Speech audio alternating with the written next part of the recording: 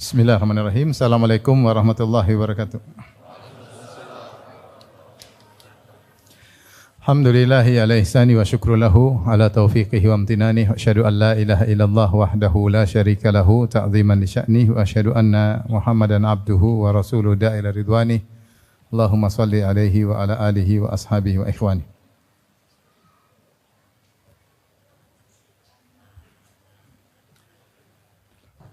Hadirin dan hadirat yang dirahmati oleh Subhanahu wa taala, pada kesempatan kali ini kita akan bahas salah satu amal ibadah, yaitu tidak berputus asa kepada rahmat Allah, yang sekaligus mengingatkan kita akan salah satu dosa besar, yaitu berputus asa dari kasih sayang Allah Subhanahu wa taala. Sungguhnya di antara ciri ibadah orang-orang saleh adalah menggabungkan antara roja dan al-khauf, ya. Seperti firman Allah Subhanahu wa taala, ulaikal ladzina yad'una yabtaguna ila rabbihimul wasilah ayyuhum aqrabu wa yarjuna rahmatahu wa yakhafuna adzabah inna adzaba rabbika kana mahdzura. Kata Allah Subhanahu wa taala, mereka itu yang diibadahi oleh orang-orang musyrikin, yaitu orang-orang saleh. Jadi orang musyrikin menyembah orang-orang saleh. Orang saleh yang diibadahi itu sendiri, mereka ternyata mencari kedekatan kepada Allah. Ulaikal ladzina yad'un, yaitu orang-orang yang disembah oleh orang musyrikin Arab, yabtaguna ila rabbihimul wasilah. Ternyata mereka mencari kedekatan kepada Allah. Mereka sendiri beribadah kepada Allah. Harusnya kalian nyembah Allah, jangan nyembah mereka. Ya, ini di antara dalil bahwasanya sesembahan orang musyrikin juga bukan sekedar batu saja atau pohon. Di antara mereka ada juga yang orang-orang saleh yang disembah. Seperti Nabi Isa, Lata, kemudian Uzair dan yang lainnya, ya. Ayyuhum aqrab, ternyata mereka juga mencari kedekatan kepada Allah. Mana di antara mereka yang dekat dengan Allah, yang lebih dekat kepada Allah. Wa yarjuna rahmatahu wa yakhafuna adzabah, dan mereka berharap rahmat Allah dan mereka takut dengan azab Allah. Inna adzaba rabbika kana mahdzura, bahwasanya memang azab Allah itu patut untuk ditakuti, ya. Di sini Allah sebutkan ciri-ciri orang saleh ketika beribadah menggabungkan antara berharap rahmat Allah dan takut dengan azab Allah. Demikian juga ketika Allah Subhanahu wa taala berfirman tentang para anbiya, kata Allah Subhanahu wa taala, ulaika yusari'una fil khairati wa yad'unana raghaba wa rahaba wa kanu lana khashi'in. Mereka itulah para nabi yang bersegera dalam beramal saleh, wa yad'unana, dan mereka beribadah kepada kami, atau diartikan berdoa kepada kami, raghaba wa rahaba. Raghaban maksudnya berharap, rahaban maksudnya takut. Jadi para anbiya, mereka ketika beribadah mereka berharap dan takut. Ini disebut dengan arkan a'malul qulub, yaitu rukun amal hati. Bahwasanya seorang kalau beribadah dia hendaknya menggabungkan antara berharap dengan takut. Demikian juga ketika Allah memuji orang-orang yang berilmu, kata Allah Subhanahu wa taala, amman huwa qanitun ana al-laili sajida wa qa'ima yahdharul akhirata wa yarju rahmata rabbih. Qul hal yastawi alladhina ya'lamuna wal ladzina la ya'lamun innama yatadhakkaru ulul albab. Kata Allah, apakah sama orang-orang yang kafir dengan orang yang di malam hari qunut, yaitu khusyuk beribadah, ana al-laili, di tengah malam, sajida wa qa'ima, sujud dan berdiri, itu sedang salat. Ya. Yang berharap rahmat Allah dan takut dengan azab Allah. Jadi Allah bercerita tentang orang-orang yang berilmu, kemudian di akhir ayat kata Allah, ya, qul hal yastawi alladhina ya'lamuna wal ladzina la ya'lamun, apakah sama orang berilmu dengan orang tidak berilmu? Yaitu Allah yang menjelaskan orang berilmu itu mereka terapkan ilmunya, di antaranya mereka salat malam. Dan kalau mereka salat malam, mereka menggabungkan antara raja dan khauf, berharap dan takut. Maka di antara kesempurnaan ibadah adalah seorang ketika beribadah dia menggabungkan antara al-khauf dan ar-raja, takut dan berharap. Ditambah lagi kalau dia disertai dengan al-mahabbah, yaitu cinta kepada Allah Subhanahu wa taala. Maka kata para ulama, ibarat tiga a'malul qulub ini ibarat seperti burung yang kepalanya adalah mahabbah, cinta kepada Allah, dan dua sayapnya adalah al-khauf dan ar-raja. siapa yang kemudian hilang dari 3 amal ini, hilang salah satunya, seperti dia hanya beribadah kepada Allah, hanya roja saja, tidak ada khauf sama sekali, maka dia akan terjatuh dalam dosa besar namanya al-amnu min makrillah, merasa aman dari makar Allah Subhanahu wa taala. Dan sebaliknya, siapa yang hanya takut kepada Allah dan tidak berharap kepada Allah Subhanahu wa taala, maka dia akan terjatuh dalam al-qunut atau al-ya'su min rahmatillah. Dia hanya takut, dia tidak berharap, sehingga dia terjerumus dalam dosa besar yang lain, yaitu putus asa dari rahmat Allah Subhanahu wa taala.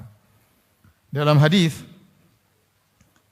Nabi SAW bersabda, al-kabair, dosa-dosa besar, asyirku billah, syirik kepada Allah, wal iyasu min rauhillah, putus asa dari pertolongan Allah, wal qunutu min rahmatillah, sama, putus asa dari kasih sayang Allah Subhanahu wa taala. Ada yang bedakan antara al-iyas min rauhillah, rauhillah maksudnya putus asa dari pertolongan Allah dalam menghilangkan kesusahannya. Adapun al-qunut min rahmatillah itu putus asa dari harapan yang ingin dia dapatkan kebaikan-kebaikan. Jadi rauh biasanya maksudkan adalah kesulitan yang dia hadapi, dia ingin terhindar dari kesulitan tersebut. Seperti perkataan Nabi Yakub alaihissalam, la tai'asu min rauhillah, janganlah kalian putus asa dari pertolongan Allah dalam menghilangkan kesulitan kalian, ya. Maka ini termasuk dosa besar. Demikian juga dalam perkataan Ibnu Mas'ud radhiyallahu anhu, beliau berkata, akbarul kabair, dosa paling besar di antara dosa-dosa besar, al-isyraku billah, yaitu syirik kepada Allah, wal amnu min makrillah, merasa aman dari makar Allah, wal qunutu min rahmatillah, putus asa dari rahmat Allah, kasih sayang Allah, wal ya'su min rauhillah, putus asa dari pertolongan Allah Subhanahu wa taala. Di sini Ibnu Mas'ud radhiyallahu anhu menyebutkan di antara dosa besar adalah al-amnu min makrillah, merasa aman dari makar Allah. Yang satunya putus asa dari rahmat Allah Subhanahu wa taala. Apa yang dimaksud dengan al-amnu min makrillah, merasa aman dari makar Allah, itu dia tidak ada takutnya kepada Allah. Rojaknya berlebihan sehingga ketika dia maksiat, dia tidak merasa takut. Sewaktu-waktu Allah bisa turunkan azab kepadanya. Sehingga dia bermaksiat dengan nyaman dan tenteram. Tidak ada kekhawatiran sedikit pun. Orang beriman pasti ada rasa takut. Kalau dia bermaksiat, dia pasti rasa khawatir. Namun ketika seorang terlalu bermaksiat terus-menerus, sementara Allah tidak kasih teguran, sehingga dia mengalami istidraj, sehingga bermaksiat nyaman, bermaksiat nyaman, bermaksiat nyaman, akhirnya hatinya tidak ada takut sama sekali. Disitulah dia mengalami al-amnu min makrillah, dan itu dosa besar. Lawannya, ketika seorang takut dan tidak berharap sama sekali, atau tidak punya harapan, dia takutnya terlalu berlebihan sehingga dia terjatuh pada al-qunut min rahmatillah, putus asa dari rahmat Allah Subhanahu wa taala. Dan ini juga dosa besar. Seorang mukmin dalam kehidupannya sehari-hari menggabungkan antara berharap dan khauf. Tidak merasa aman dari hukuman Allah dan tidak putus asa dari rahmat Allah Subhanahu wa taala. Hadirin dan hadirat yang dirahmati Allah Subhanahu wa taala, pembahasan ini penting dalam kehidupan kita sehari-hari. Kenapa? Terutama terkait dengan putus asa dari rahmat Allah Subhanahu wa taala. Sebagian kita mengalami ujian hidup sehingga dia putus asa. Dia merasa tidak akan ditolong sama sekali. Dan ini biasanya muncul karena suudzon kepada Allah Subhanahu wa taala. Susah bagi dia untuk husnudzon kepada Allah Subhanahu wa taala. Makanya di antara kisah yang Allah sebutkan dalam Al-Quran yang menarik adalah kisah Nabi Ibrahim alaihissalam. Di surat Al-Hijr kata Allah, Nabbi ibadi anni anal ghafurur rahim wa anna adzabi huwal adzabul alim. Kabarkanlah kepada hamba-hambaku wahai Muhammad. Nabbi yaitu kabarkanlah berita penting ini, karena naba maksudnya adalah berita penting. Wahai Muhammad, kata Allah, kabarkanlah kepada hamba-hambaku nabbi ibadi dengan berita penting ini. Apa berita penting tersebut? Anni anal ghafurur rahim. Sungguhnya aku adalah zat yang maha pengampun lagi maha penyayang. Dan ini menimbulkan roja. Tetapi ingat, wa anna adzabi huwal adzabul alim. Bahwasanya azabku adalah azab yang pedih. Dan ini menimbulkan khauf, rasa takut. Yaitu Allah suruh Nabi mengabarkan kepada hamba-hambanya agar menggabungkan antara roja dengan khauf.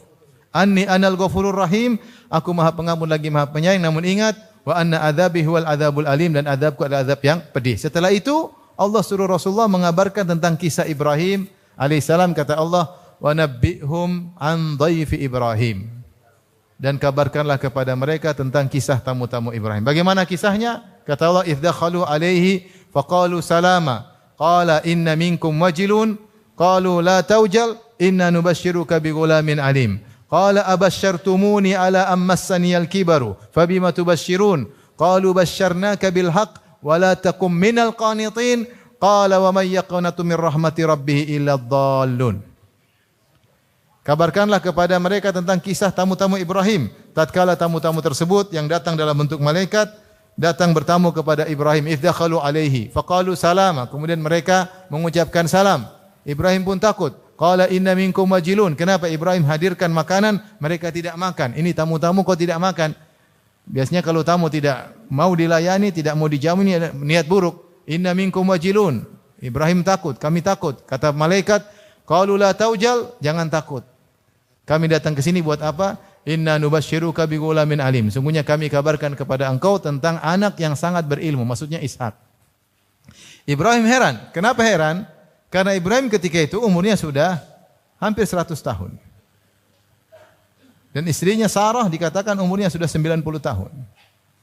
Dan istrinya ketika masih muda saja mandul, apalagi sudah tua. Makanya dalam ayat yang lain dia berkata ajuzun akim, saya sudah tua, lagi mandul. Muda saja kalau mandul enggak bisa punya anak, apalagi tua. Ya. Ya. Dalam ayat yang lain, ya wailata a'alidu wa ana ajuzu wa hadha ba'li syaikha. Inna hadha la syai'un ajib. Berkata Sarah, bagaimana saya bisa punya anak? Wa ana ajuz, saya sudah sangat tua, 90 tahun. Wa hadha ba'li syaikha, sementara suamiku juga sudah tua. Lelaki semakin tua semakin produktivitas air maninya semakin kurang. Jadi bagaimana bisa punya anak? Ibrahim juga bertanya. Bukan istrinya saja yang heran, dia juga bertanya. Kata dia, abasyartumuni ala amma saniyal kibaru. Apa kalian beri kabar gembira kepadaku saya bakalan punya anak sementara saya sudah tua? Masaniyal kibar itu tua sudah mengenaiku, benar-benar aku sudah tua. Fabima tubasyirun, bagaimana caranya kabar gembira tersebut? Kata para malaikat, qalu basyarnaka bil haqq, kami beri kabar gembira kepada engkau dengan kebenaran, fala takum minal qanitin, maka janganlah kau termasuk orang-orang yang berputus asa. Apa jawaban Ibrahim alaihissalam? Qala wa may yaqnatu min rahmati rabbih illa dhallun. Tidak ada yang putus asa dari rahmat Allah kecuali orang-orang yang sesat. Ibrahim ingin bilang, saya sudah tua begini, saya tidak putus asa. Ibrahim alaihissalam, dia ketika menikah dengan Sarah, dia masih muda. Makanya dalam Al-Quran dikatakan, qalu sami'na fatan yadhkuruhum yuqalu Ibrahim. Masih muda. Kemudian dia menikah dengan Sarah ketika dia pergi dari Babilonia, meninggalkan Irak, menuju Palestina.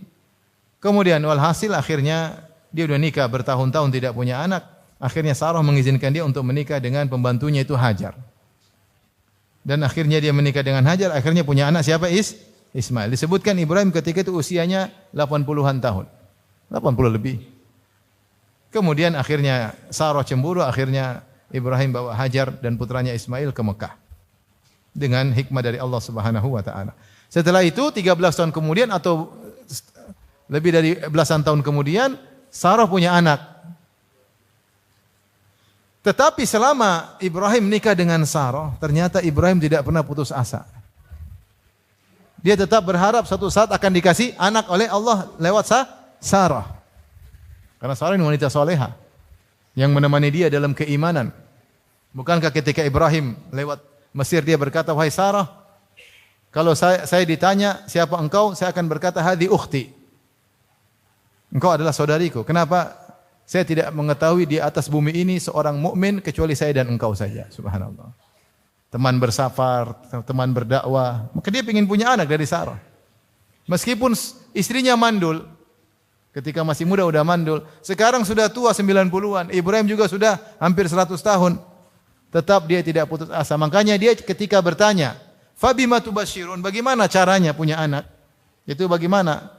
Kalian mengabarkan aku akan punya anak. Dia bukan mengingkari qudratullah, tetapi dia ingin tahu gimana, ya.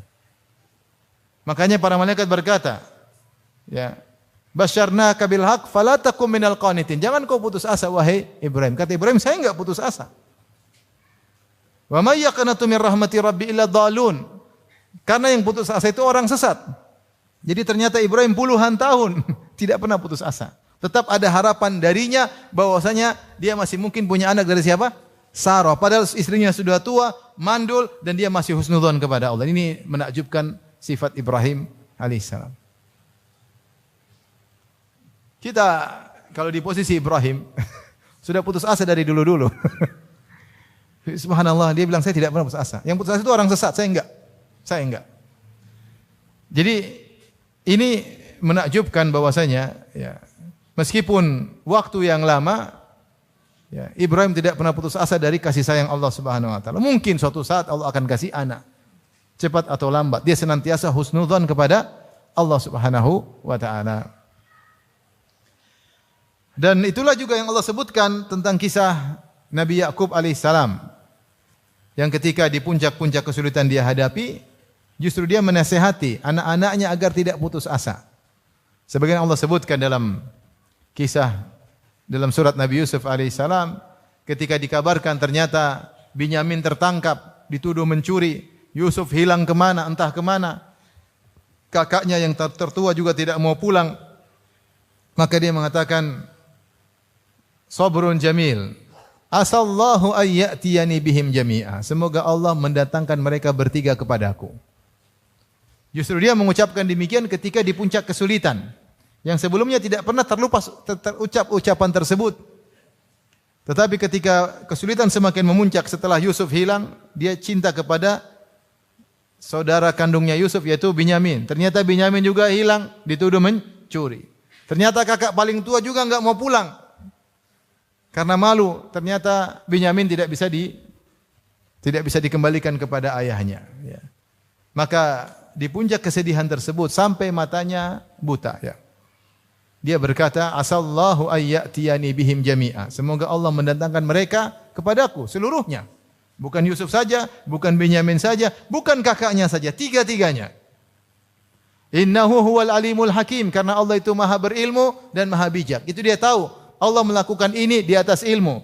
Dan Allah melakukan ini semua, mentakdirkan ini semua karena Allah maha bijak. Kata Allah, wa tawalla anhum. Wa qala ya asafa ala Yusuf wa biyaddat aynahu minal huzni fahuwa kadhim. Maka dia pun berpaling dari anak-anaknya yang lain. Ya. Kemudian dia ingat lagi Yusuf. Kemudian wabiyaddat ainah, kemudian matanya menjadi putih, yaitu buta, tidak bisa lagi melihat karena saking sedihnya. Kemudian anak-anaknya mencela dia. Qalu tallahi tadhkuru Yusuf hatta tadhkuru Yusuf hatta takuna haradan aw takuna minal halikin. Wahai ayah, engkau ingat Yusuf lagi sampai mau mati, sampai sakit parah. Qala innama ashku bathi wa huzni ila Allah. Aku hanya mengadukan kesedihanku hanya kepada Allah. Wa ana a'lamu minallahi ma la ta'lamun. Aku tahu apa yang kalian tidak ketahui. Kemudian dia berkata, ya bani yadhhabu, wahai putra-putraku, pergilah. Fatahassasu min Yusuf wa akhi wa la tayasu. Carilah kabar-kabar tentang Yusuf. Sudah berapa lama berpisah dengan Yusuf? Khilaf di kalangan para ahli tafsir. Ada yang mengatakan 15 tahun, ada yang mengatakan 40 tahun. Sudah terpisah, tapi dia tidak putus asa. Dia mengatakan, fatahassasu min Yusuf wa akhi, cari kabar tentang Yusuf dan Binyamin. Adapun kakaknya jelas, kakaknya ada cuma enggak mau pulang. Fatahassasu min Yusuf wa akhi wa la tayasu min rauhillah, dan jangan pernah putus asa dari pertolongan Allah. Ini sebenarnya mengatakan rauh artinya pertolongan Allah karena kesempitan yang dihadapi. Innahu la yayasu min rauhillah illa alqaumul kafirun. Sungguhnya tidak ada yang putus asa dari rahmat Allah kecuali orang-orang kafir. Maka ini adalah contoh yang Allah sebutkan dalam Al-Quran, bagaimana seorang dalam kondisi apapun tetap husnudzan kepada Allah Subhanahu wa taala. Dan seorang mukmin hendaknya demikian, tidak suudzon kepada Allah Subhanahu wa taala. Namun saya katakan sulit bagi seorang untuk berhusnudzan kalau dia bergelimang kemaksiatan, sulit. Dan ini dijelaskan oleh Ibnu Qayyim dalam kitabnya Ad-Da' wad Dawa' atau Al-Jawabul Kafi. Semakin seorang bermaksiat, hatinya semakin hitam, dia susah untuk husnudzon, dia senantiasa bersuudzon. Dan semakin sulit ketika dia akan meninggal dunia. Makanya Rasulullah SAW bersabda, la yamutanna ahadukum illa wa huwa yuhsinu dhanna billahi azza wa jalla. Janganlah salah seorang dari kalian meninggal dunia kecuali dia berbaik sangka kepada Allah. Namun tidak mudah, tidak semudah yang dibayangkan. Kalau dia senantiasa bermaksiat, agak sulit dia husnudzan, seringnya suudzon. Makanya orang yang biasanya putus asa bisa jadi hubungannya dengan Allah kurang baik, sehingga dia suudzon. Kayaknya tidak bakalan ditolong oleh Allah Subhanahu wa taala. Kayaknya beginilah nasib saya sampai selesai. Tidak ada harapan kepada Allah Subhanahu wa taala. Tapi orang beriman dia pasti punya harapan, pasti ada hikmahnya. Pasti ada pertolongan cepat atau lambat. Allah yang lebih tahu kapan Allah kasih pertolongan. Bagaimana Yakub alaihissalam 40 tahun tetap husnudzan kepada Allah. Bagaimana Ibrahim 60 tahun mungkin 70 tahun tetap berhusnudzan bakalan punya anak dari Sarah. Wa ana inda dhanni abdi, kata Allah Subhanahu wa taala, ana inda dhanni abdi bi, aku berdasarkan persangkaan hambaku kepadaku. Falyadhunna bi abdi ma syaa. Hendaknya hambaku berprasangka kepadaku dengan yang dia sukai. In dhanna khairan falahu, kalau dia berprasangka baik bagi dia kebaikan, wa in dhanna syarran falahu, kalau dia berprasangka buruk baginya keburukan. Maka nasihat untuk saya pribadi dan hadirin hadirat, jangan putus asa. Jangan berburuk sangka kepada Allah, berbaik sangka aja. Ada orang anaknya nakal, dia putus asa, kayaknya enggak bisa baik lagi nih. Jangan putus asa.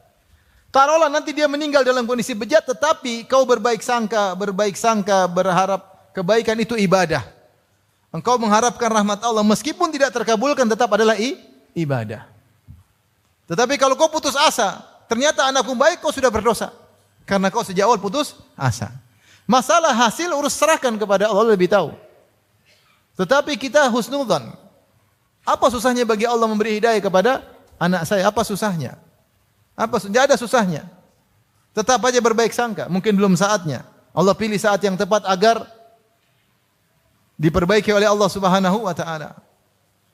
Ya. Makanya Nabi Yakub mengatakan innahu huwal alimul hakim. Ketika dia sedih luar biasa, ketika dia menangis sampai matanya buta, dia mengatakan innahu huwal alimul hakim. Sungguhnya Allah Maha berilmu dan Maha bijak. Dan ternyata Allah Subhanahu wa taala memang mempertemukannya setelah Nabi Yusuf menjadi bangsawan. Kalau hilang siang hari, sore sudah balik, Yusuf enggak jadi apa-apa. Jadi apa? Enggak, cuma pulang ke rumah bapaknya, selesai, paham? Tapi ternyata hilang 40 tahun tadi ada hikmahnya. Akan dijadikan bangsawan oleh siapa? Allah Subhanahu wa taala. Ibrahim alaihissalam ingin punya anak dari Sarah. Allah tidak kasih. Kalau kasih langsung problem. Saya sering sampaikan hal ini. Coba kalau Ibrahim nikah dengan Sarah, langsung punya anak, Ibrahim tidak bakalan nikah dengan Hajar. Mana mau Sarah kasih Hajar sama Ibrahim kalau dia punya anak? Kenapa Sarah kasih Hajar kepada Ibrahim? Karena dia kasihan sama suaminya, pingin suaminya punya anak. Sehingga akhirnya punya anak dari Hajar, Ismail. Kemudian Sarah cemburu. Kemudian Hajar dan Ismail dibawa kemana? Ke Mekah. Akhirnya lahir Quraisy. Akhirnya lahir Nabi Muhammad SAW. Kalau sejak awal Sarah punya anak, tidak ada Zamzam Tower. Kenapa enggak akan ada Nabi Muhammad SAW? Jadi ada waktunya Allah kabulkan di saat yang tepat, yang lebih bermanfaat bagi sang hamba. Maksud saya, bagaimana Ibrahim alaihissalam husnudzon puluhan tahun. Ketika dikatakan oleh malaikat, "Fala takum minal qanitin," jangan kau putus asa. Kata Ibrahim, siapa yang putus asa? "Wa may yaqnatu min rahmati rabbi ila dhalun." Tidak ada yang putus asa kecuali orang sesat. Saya bukan orang sesat. Saya tidak pernah putus asa. Saya tidak pernah putus asa dari kasih sayang Allah, dari rahmat Allah Subhanahu wa taala. Ya. Yakub ketika disusah-susahnya dalam kondisi genting-gentingnya justru menasihati anak-anaknya. Wala tayasu mir rauhillah. Kalian jangan putus asa dari pertolongan Allah. Innahu la yayasu mir rauhillah illal qaumul kafirun. Tidak ada yang putus asa dari rahmat Allah kecuali orang-orang kafir. Taib ikhwan dan akhwat yang rahmati Allah Subhanahu wa taala. Saya akan bacakan beberapa ayat yang terkait dengan keputusasaan yang Allah singgung dalam Al-Quran. Ya. Di antaranya Allah berfirman dalam surat Fussilat ayat 49, "La yas'amul insanu min du'ail khair wa immassahu syarru fayausun qanut." Kata Allah, manusia itu tidak pernah bosan minta kebaikan kepada Allah, minta pingin harta, minta punya rumah yang bagus, punya anak soleh, pingin punya anak, minta kebaikan, selalu minta kepada Allah. Tetapi wa immassahu syarr, ketika Allah berikan keburukan, ternyata dia enggak punya anak misalnya, ternyata dia miskin rupanya, fayausun qanut, maka dia pun segera putus asa. Ya, dan ini Allah cela sifat seperti ini. Biasanya Allah kasih kau kebaikan, oke-oke saja. Begitu Allah uji dengan suatu keburukan, kau putus asa. Ya. Apakah lupa dengan kebaikan Allah selama ini? Allah kasih, Allah kasih, Allah kasih. Ketika Allah tidak kasih, pasti ada hikmahnya. Mungkin Allah tunda. Mungkin Allah tidak kasih. Yang lebih tahu siapa? Allah. Maka jangan putus asa. Mungkin Allah tunda. Betapa banyak Allah kasih kenikmatan dengan ditunda. Banyak sekali. Contohnya Nabi Yakub, contohnya Nabi Ibrahim alaihi wassalam.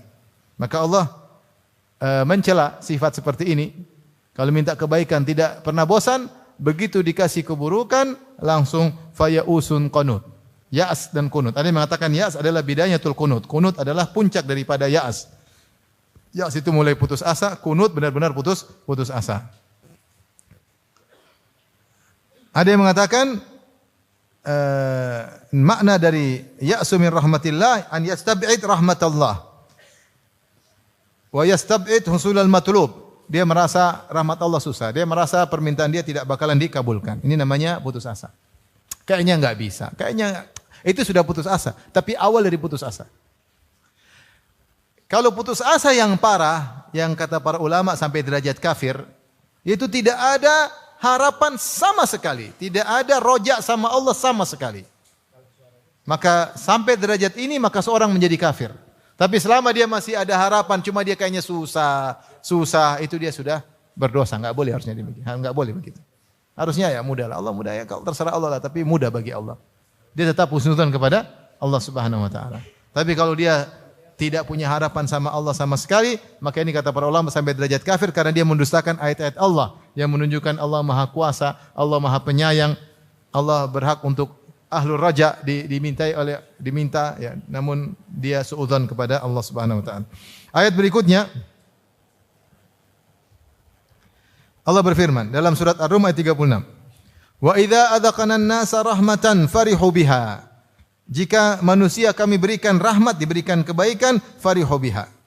Senang, kadang sombong dan bangga. Wa in tusibum sayyi'atum bima qaddamat aydihim. Dan kalau mereka ditimpa dengan keburukan akibat ulah perbuatan mereka, itu akibat dosa. Idahum yaqnatun. Tiba-tiba mereka putus asa. Ini Allah mencela sifat sebagian orang seperti itu. Dikasih kekayaan, sombong angkuh, ketika dicabut kebaikan, diberikan kesulitan, putus asa. Putus asa. Taib. Ikhwan dan akhwat yang dirahmati Allah Subhanahu wa taala. Putus asa kalau kita lihat dalil-dalil yang datang terkait dalam dua kondisi. Pertama, putus asa dari pertolongan Allah Subhanahu wa taala, yaitu apa yang dia minta seakan-akan tidak bakalan dikabulkan. Yang kedua, kesulitan yang dihadapi seakan-akan tidak akan ada solusi. Ini putus asa pertama, dan ini juga dilarang.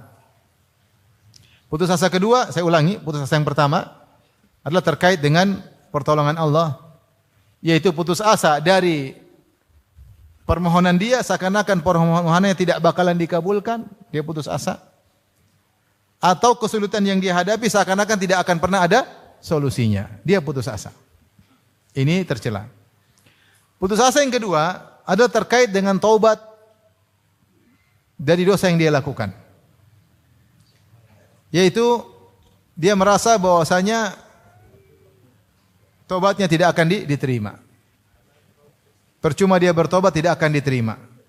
Karena terlalu parah dosa-dosanya. Maka ketika dia putus asa seperti ini, dia terjerumus dalam dosa besar. Ini dua model putus asa yang mungkin menimpa seorang hamba. Model yang pertama, putus asa bahwasanya permintaan kita tidak bakalan dikabulkan. Ini kadang menimpa kita atau menimpa sebagian kita. Maka saya pribadi jangan pernah suudzon sama Allah. Apapun yang kita minta aja. Dan tetap husnudzon kepada Allah. Tidak ada susahnya bagi Allah mengabulkan permintaan kita. Dan kita bilang kalau Allah tidak kabulkan dunia, Allah akan kabulkan di akhirat. Allah akan kabulkan, pasti Allah kabulkan. Datang dalam hadis siapa yang berdoa dengan suatu doa laisa fihi itsmun wala qati'ah, selama doanya tidak terkait dengan dosa dan tidak memutuskan silaturahmi. Yaitu misalnya dia berdoa, ya Allah, jauhkan aku dengan kakakku. Itu namanya doa untuk memutuskan silaturahmi. Ya Allah, semoga anakku cepat mati. Ini namanya dosa memutuskan apa? Silaturahmi. Atau doa terkait dosa, ya Allah, mudahkan aku untuk maksiat misalnya. Mudahkan aku untuk minum khamar. Ini doa minta dosa. Selama doanya tidak terkait dengan qati'atur rahim dan dosa, maka akan Allah kabulkan dengan salah satu dari 3 model pengkabulan. Yang pertama, dikabulkan di dunia, cepat atau lambat. Bisa cepat, bisa lambat. Bisa tertunda sampai puluhan tahun. Bisa atau tidak? Bisa. Tadi Nabi Ibrahim puluhan tahun, Nabi Yakub puluhan tahun. Terserah Allah, Allah yang lebih tahu. Tapi akan dikabulkan. Kalau tidak dikabulkan di dunia, akan dikabulkan di akhirat. Dan dikabulkan di akhirat lebih afdal. Karena diganti dengan kenikmatan surga. Dan kenikmatan surga tidak ada bandingnya dengan kenikmatan dunia. Tapi kalau kita disuruh pilih, kita pasti pilih dikabulkan di dunia. Iya enggak? Iya tidak? Kalau ada pilihan, dikabulkan di dunia atau di akhirat? Di dunia lah. Di akhirat urusan lain. Padahal di akhirat kalau dikabulkan di akhirat pasti lebih afdal. Yang ketiga, au yusrafa anhu minas su'i mithluhu, atau dipalingkan darinya keburukan yang semisal apa yang dia minta. Dijauhkan darinya keburukan-keburukan. Dalam sebagian riwayat disebut oleh Ibnu Rajab Al-Hambali, atau diampuni dosa-dosanya, Maka tidak ada ruginya kita berdoa dan senantiasa husnudzon.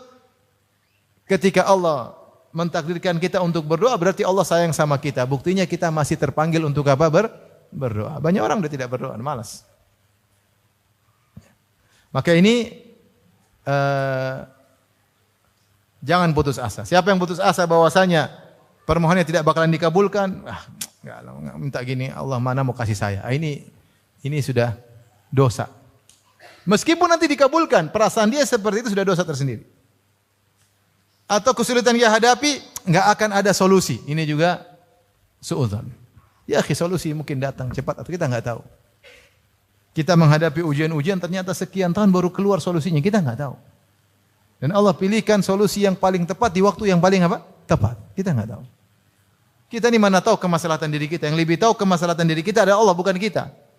Banyak kesenangan yang kita sukai ternyata mudarat bagi kita enggak tahu. Berdoa, ya Allah kayakan aku, enggak dikasih kaya-kaya. Karena kalau kaya enggak mau ngaji lagi. Ya Allah lunasi hutangku, enggak pernah dilunasin sama Allah. Nanti 20 tahun lagi baru dilunasin. Kenapa? Kalau dilunasin enggak pernah sholat malam lagi. Allah yang lebih tahu. Ya, Allah yang lebih tahu. Enggak tahu fitnahnya harta, fitnahnya dunia, fitnahnya luar biasa, fitnah luar biasa. Taib. Oleh karena kita waspada, jangan sampai kita suudzon sama Allah. Kapan kita timbul suudzon, kita tepis. Apa susahnya? Allah buat saya berdoa, berarti Allah sayang sama saya. Allah buat saya berharap sama Allah, ibadah, berarti Allah menghendaki saya beribadah kepada Allah. Tidaklah Allah menggerakkan hatiku kecuali Allah ingin mengabulkan. Tapi kabulkannya kapan? Terserah Allah Subhanahu wa taala. Di dunia, di akhirat, terserah Allah Subhanahu wa taala. Tapi jangan pernah suudzon. Tinggal berdoa terus. Taib. Putus asa yang kedua, putus asa dari ampunan Allah Subhanahu wa taala. Dan tentunya ini adalah bentuk mengingkari nama Allah Al-Ghafur Ar-Rahim. Allah menamakan dirinya Al-Ghafurur Rahim, Maha Pengampun lagi Maha Penyayang. Dan dosa sebesar apapun jika seorang bertobat pasti diterima oleh Allah Subhanahu wa taala. Makanya Allah mengatakan, dan ini di salah satu ayat disebut arja ayatin fi kitabillah, ayat yang paling memberi harapan kepada seorang hamba, kepada pendosa. Kata Allah di surat Az-Zumar, "Qul ya ibadiyalladzina asrafu ala anfusihim la taqnatu mir rahmatillah, innallaha yaghfirudz dzunuba jami'an, innahu huwal ghafurur rahim. Kata Allah Subhanahu wa taala, katakanlah, qul ya ibadi, katakanlah siapa wahai Muhammad, katakanlah kepada hamba-hambaku, dalam surat Az-Zumar 53, qul ya ibadi, katakanlah. Siapa yang disuruh diperintahkan? Nabi. Qul maksudnya ya Rasulullah sampaikanlah. Qul ya ibadiyalladzina asrafu. Ini nidaun ilahi. Wahai hamba-hambaku yang melampaui batas dalam maksiat. Di sini Allah masih menyandarkan para pendosa tersebut kepada dirinya. Allah masih menamakan mereka hamba-hambaku. Berarti masih ada kasih sayang Allah. Sebagian kita kalau sudah marah bilang sama anak, kau bukan anakku sana, kau anak ibumu. Kadang saya pun kalau marah saya bilang sama istri saya, itu anakmu, anakmu. Padahal anak bersama. Jadi marah kita tidak nisbahkan anak kita kepada kita. Kita bilang anakmu, anakmu. Padahal anak hasil kerjasama bersama. Allah ini orang pelaku dosa, Allah masih mengatakan ibadi, hamba-hambaku. Qul ya ibadiyalladzina asrafu, yaitu hamba-hambaku yang asrafu, yaitu israf dalam maksiat, berlebih-lebihan dalam maksiat, bukan maksiat biasa, berlebih-lebihan, tenggelam dalam kemaksiatan, melampaui batas. Israf itu artinya apa? Melampaui batas. Yang Allah sedang berbicara bukan orang yang dosanya biasa-biasa saja, dosanya berlebih-lebihan, turah-turah dosanya. Ala anfusihim. Kata Allah, la taqnatu min rahmatillah. Janganlah kalian putus asa dari rahmat Allah. Jangan pernah putus asa. Kenapa? Innallaha yaghfiru dzunuba jami'a. Allah menegaskan dengan inna, yang artinya sungguhnya. Innallaha yaghfiru dzunuba. Allah mengampuni dosa-dosa seluruhnya. Az-dzunub sendiri adalah lafal jamak yang memberikan keumuman. Sungguhnya Allah menghapuskan seluruh dosa. Allah tambah lagi dengan takkid jami'an, seluruhnya. Yaitu Allah sungguh-sungguh benar-benar mengampuni seluruh dosa tanpa terkecuali. Yaghfiru dzunuba jami'an. Setelah itu Allah tutup lagi.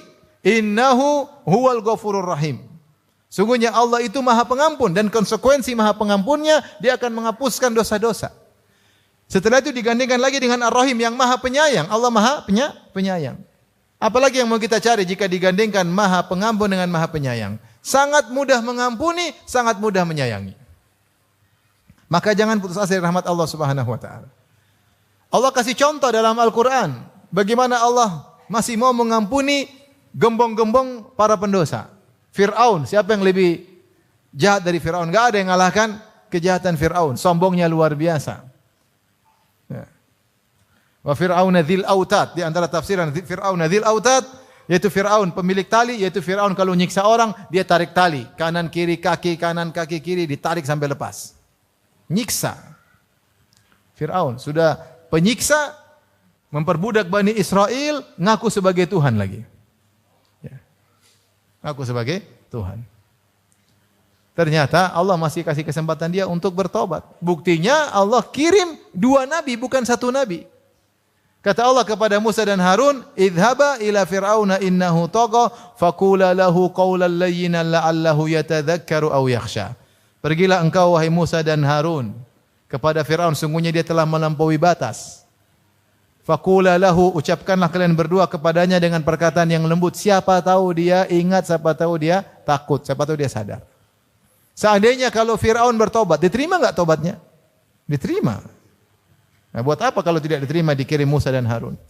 Tapi Fir'aun tidak mau bertobat. Bahkan begitu lembutnya Musa sampai Musa memberi tawaran, "Hallaka ila anta zakka." Firaun tidak bilang, tobat kau Firaun, enggak. Musa tidak bilang, tobat Firaun, enggak. Musa bilang, "Hallaka ila anta zakka." Maukah engkau mensucikan dirimu? Tawaran bukan perintah. Fa ahdiyaka ila rabbika fatakhsha. Kalau kau mau menyucikan dirimu, aku akan arahin kepada Rabbmu, maka kau akan khusyuk, akan takut. Kata yang sangat lembut. Tetapi Fir'aun tidak bertobat. Seandainya dia bertobat, dia akan diampuni oleh Allah Subhanahu wa taala. Allah kisahkan lagi para penyihir Fir'aun. Dosa apa yang lebih parah daripada syirik? Sihir. Ini syirik luar biasa, sihir. Kerjaan mereka bertahun-tahun sebagai musyrik, penyihir. Cari nafkah dengan praktek sihir. Bahkan ingin berduel melawan utusan Allah. Diundang oleh Fir'aun. Inna lana la ajran in kunna nahnul ghalibin. Kami dapat duit wahai Fir'aun kalau kami menang lawan Musa. Iya. Wa innakum laminal muqarrabin. Bukan cuma dapat duit saja, dikasih jabatan. Fulus ada, jabatan oke. Mereka datang dengan semangat untuk berduel dengan utusan Allah. Dosanya kayak apa? Sudah penyihir, ingin ngalahin utusan Allah. Tetapi subhanallah, mereka bertobat di akhir hayat. Ada yang mengatakan gara-gara Musa nasihati mereka sebelum mereka berduel. La wailakum la taftaru 'ala Allahi kadziban fayuhitakum bi'adzab faqad khaba man iftara. Sebelum duel Musa kasih nasihat. Celaka, ciloko. Jangan berdusta sama Allah, kalian akan kena azab. Sungguh merugi orang yang berdusta. Fatanaza'u bainahum amrahum wa asarrun najwa. Mereka jadi bingung, gelisah. Ngomong begitu, rupanya nasihat sedikit itu membuat masuk ke dalam hati mereka. Karena Musa ketika berbicara dari hati yang dalam, kalian celaka. Sehingga masuk dalam hati mereka. Akhirnya ketika duel, mereka lihat mukjizat Nabi Musa, akhirnya mereka pun masuk Islam. Fa ulqiyas saharatu sujada, mereka pun sujud. Ketika mereka sujud, akhirnya Firaun bunuh mereka, salib mereka, kemudian mereka masuk surga. Subhanallah, Islam cuma sebentar. Puluhan tahun dalam kesyirikan, beriman cuma sebentar, meninggal masuk surga. Allah Maha Pengampun lagi Maha Penyayang. Siapa lagi Allah sebutkan tentang orang-orang ashabul ukhdud? Allah berfirman, innal ladzina fatanul mu'minina wal mu'minati tsumma lam yatubu falahum adzabu jahannam wa lahum adzabul harib. Sungguhnya orang-orang yang membakar kaum mukminin, fatanu sini maksudnya membakar. Membakar kaum mukminin, membakar kaum mukminat. Mereka kumpulkan, ada yang mengatakan ribuan orang, tidak mau beriman kepada sang raja, maka dibakar hidup-hidup. Ini kejahatan kayak apa seperti ini? Kemudian mereka syuhud, qu'ud, ketika mereka bakar, mereka saksikan, mereka nongkrong menikmati siksaan tersebut. Ini luar biasa. Jadi bukan sekedar bakar, mereka nonton, mereka nikmati pembakaran tersebut. Kira-kira kalau ada zaman sekarang ada seorang misalnya membakar ulama, kira-kira kita bilang apa? Wah, enggak bakalan diampuni. Ini bukan satu orang yang dia bakar, ribuan. Ternyata Allah masih kasih kesempatan untuk bertobat.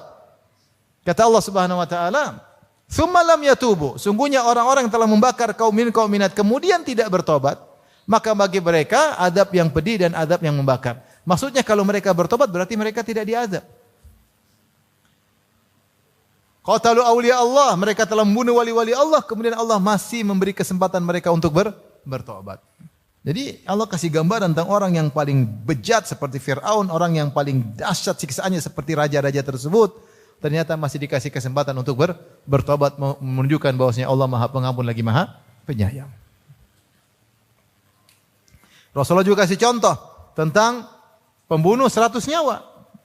Setelah dia membunuh 99 nyawa, dia mencari a'lamu ahlil ard, mana orang paling berilmu di atas muka bumi. Qadarullah dia mendapati orang yang rajin ibadah, bukan berilmu.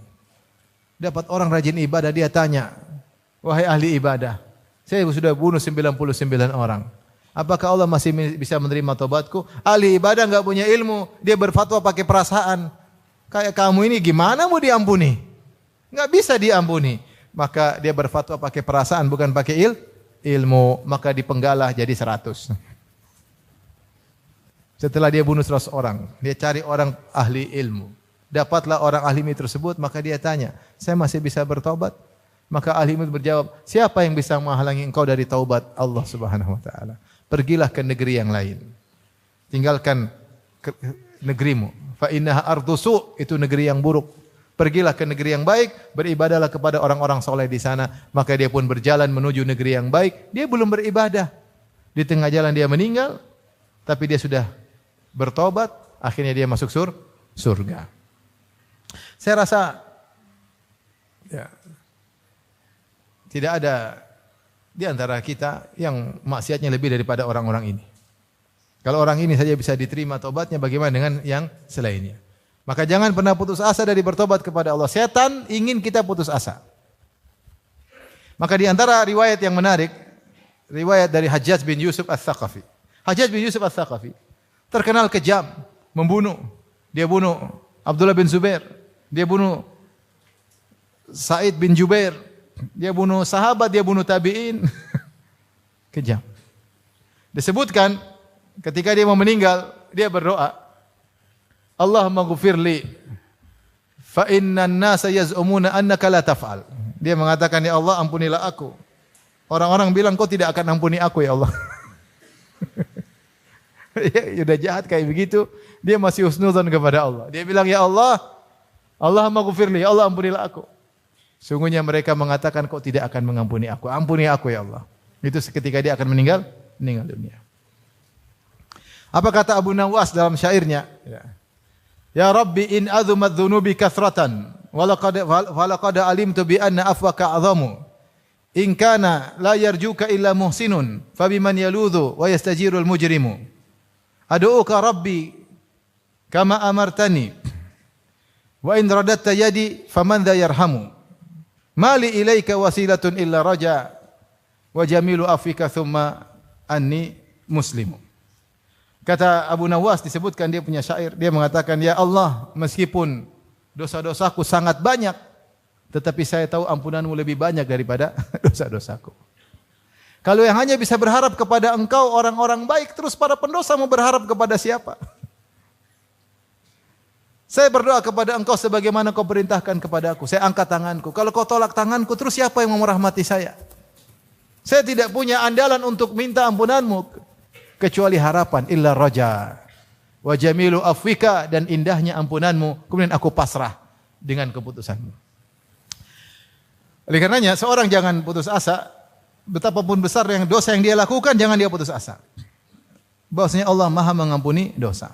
Meskipun dia berulang-ulang melakukan dosa, jangan pernah putus asa.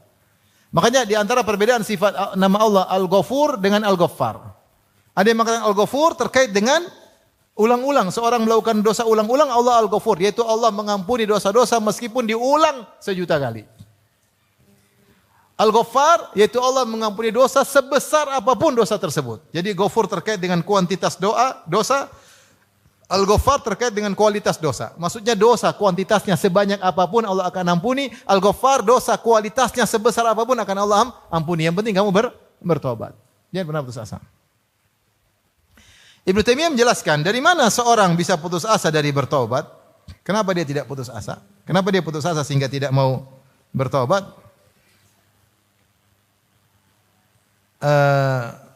Dua kemungkinan.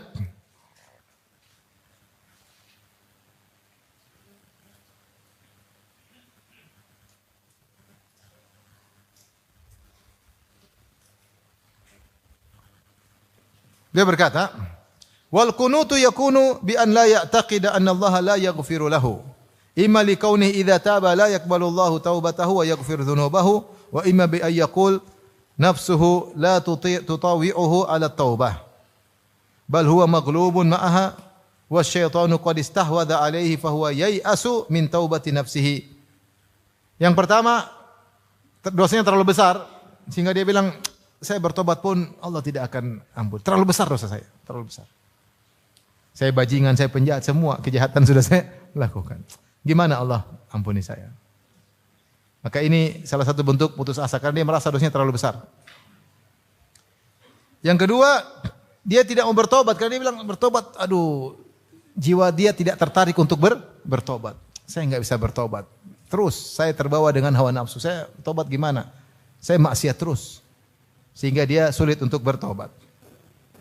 Ibnu Taimiyah mengatakan, wa hadza ya'tari katsiran minan nas. Ini banyak menimpa banyak orang. Wal qunut yahsulu bihadza taratan bihadza taratan. Terkadang orang putus asa gara-gara pertama, kadang-kadang kedua. Fal awal karrahib. Adapun yang pertama seperti rahib. Tadi ahli ibadah yang berfatwa kepada pembunuh 99 nyawa. Dia melihat dosanya terlalu besar. Orang seperti kamu enggak bakalan diampuni, ngapain bertobat? Sehingga dia akhirnya putus asa, mengajari orang untuk putus asa. Karena memandang dosa terlalu apa? Besar. Sebagian orang tidak mau bertobat, kenapa? Dosa terlalu besar. Percuma. Allah tidak akan ampuni. Ya.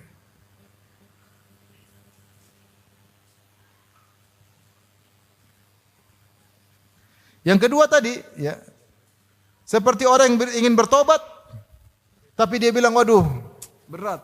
Jiwa saya sulit untuk bertobat. Kenapa? Syarat tobat susah. Harus meninggalkan, saya nggak bakalan meninggalkan. Menyesal, kayaknya saya tidak menyesal, saya masih pingin lagi. Bertekad tidak mengulangi, saya masih pingin lagi. Sehingga dia tidak jadi tobat. Syaratnya tidak bisa saya penuhi. Syarat tobat terlalu berat. Nanti aja. Kalau saya laku tobat sekarang, nggak bakalan diampuni. Kenapa? Syaratnya tidak terpenuhi. Akhirnya dia tidak bertobat, putus asa, akhirnya meninggal dunia. Itu yang setan ingin. Seorang terkadang terjatuh yang pertama, terkadang jatuh yang kedua. Makanya di antara zikir yang kita berzikir sekaligus berdoa, kita berdoa, Rabbi ghufirli wa tub alayya innaka antat tawwabur rahim.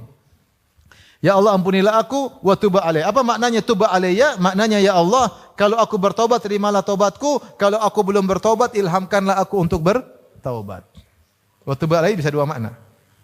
Wa tub alayya. Kadang kita susah untuk bertobat karena masih hobi dengan maksiat tersebut. Riba mau keluar, aduh masih butuh, gimana nanti aja lah.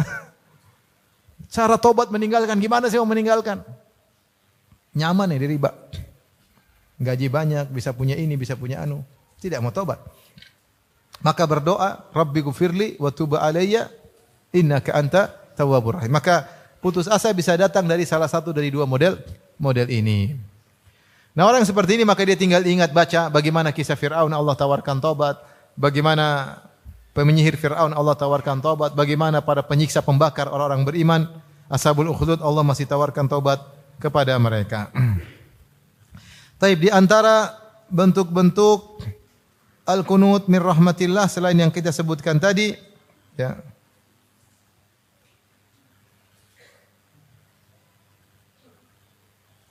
Seperti tadi, sebagian orang tua putus asa, ya, bahwasanya anaknya dan putrinya akan saleh. Dia lihat anaknya nakal, putrinya nakal, dia enggak ada solusi, enggak bakalan baik. Ini putus asa. Seorang misalnya terkena disihir. Dia sudah berobat enggak sembuh, dia enggak bakalan sembuh. Ini putus asa.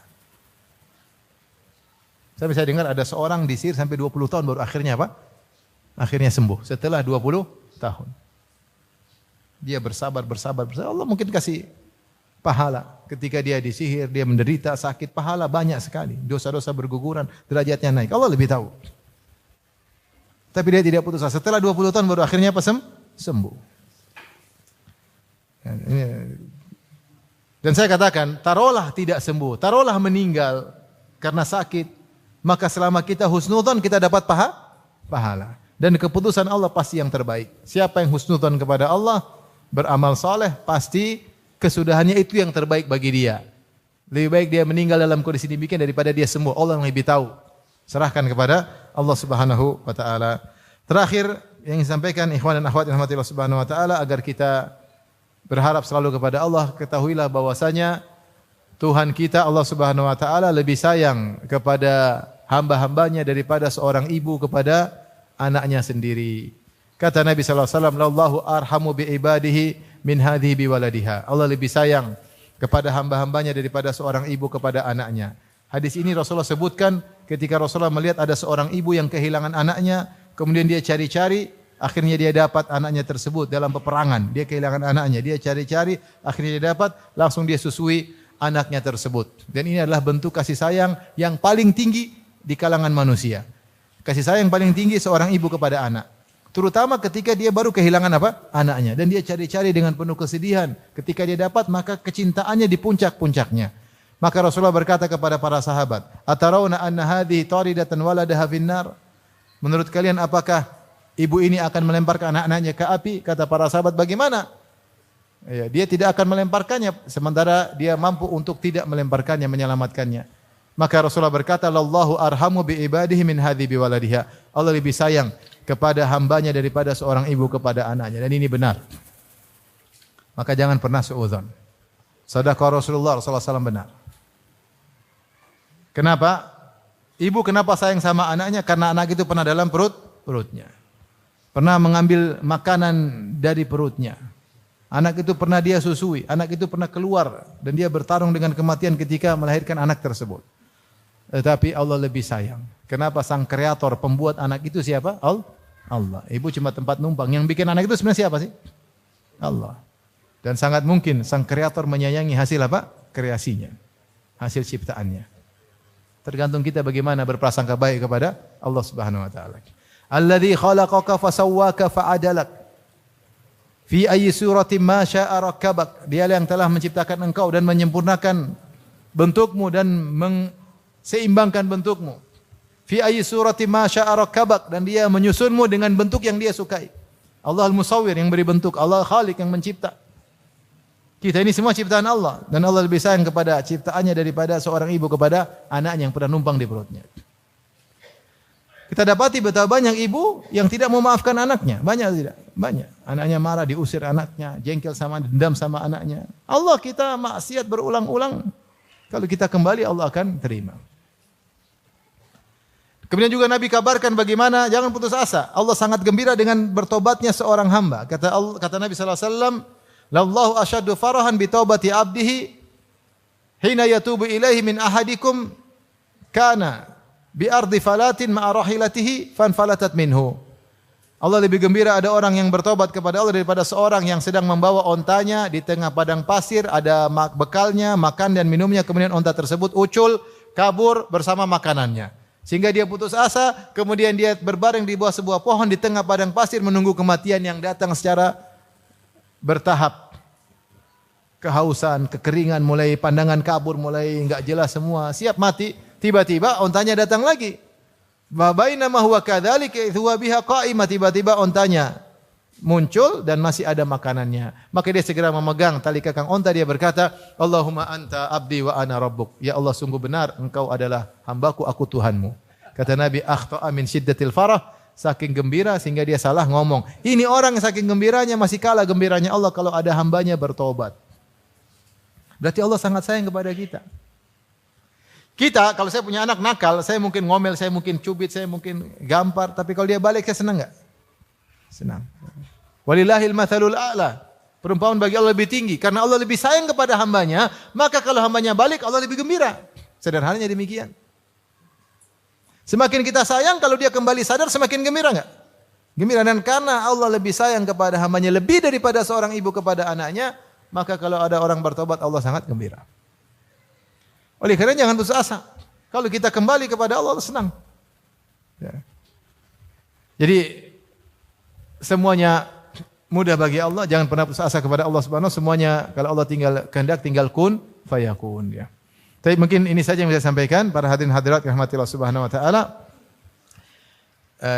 Jangan lupa melatih diri untuk senantiasa husnudzon kepada Allah. Karena awal dari putus asa karena suudzon kepada Allah. Dan di antara sebab suudzon karena kurang dekat dengan Allah. Di antara sebab kurang dekat dengan Allah karena kita banyak maksiat atau kita kurang mendekat, kurang baca Quran, kurang ngaji, kurang belajar, atau kita bermaksiat sehingga kita mulai suudzon sama Allah Subhanahu wa taala. Kalau hubungan kita baik dengan Allah, mudah untuk kita berhusnudzon, mudah sekali.